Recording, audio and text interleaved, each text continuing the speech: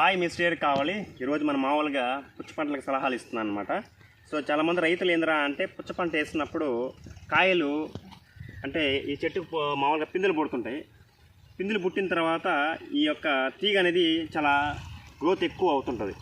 అప్పుడు ఈ చెట్టు ఎప్పుడైతే గ్రోత్ ఎక్కువ ఉంటుందో అంటే పెరుగుదల ఎక్కువ ఎప్పుడైతే ఉంటుందో అది పిందెలు వేసుకుంటా రాలిపోతూ ఉంటుంది. అప్పుడు మనం ఏం చేయాలంటే ఇక్కడ ఎక్కడైతే గ్రోత్ ఉందో దాన్ని ఇప్పుడు ఈ కాయ ఉంది, ఈ పిండి ఉందా, ఈ పిండి తొందరగా లావ్ అవ్వాలనుకుంటే మనము ఇక్కడ జస్ట్ ఇట్లా కట్ చేసేస్తే మళ్ళీ ఆ పిండి అనేది తొందరగా గ్రోత్ అనేది తొందరగా కాయ పెరగద్దు అనమాట.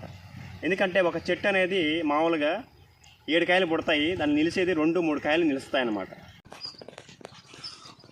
ఓకే, మామూలుగా చిన్నప్పుడే ఇట్లా వంపుకాయలు పుడతాయి అన్నమాట. చిన్న తీగప్పుడే మనం ఏం చేయాలంటే చూసుకొని రైతు అనేవాళ్ళు ఏంద్రా అంటే ఇట్లా వంపున్న కాయలు మనం ముందుగా దించేసుకుంటే మళ్ళీ ఇక్కడ ఇంకో కాయ పుట్టుద్ది అనమాట.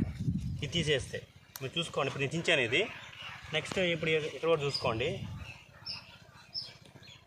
ఇట్లా మనం కొసగా దించేస్తే ఆ ఉన్నకాయలు డెవలప్ అవుతాయి.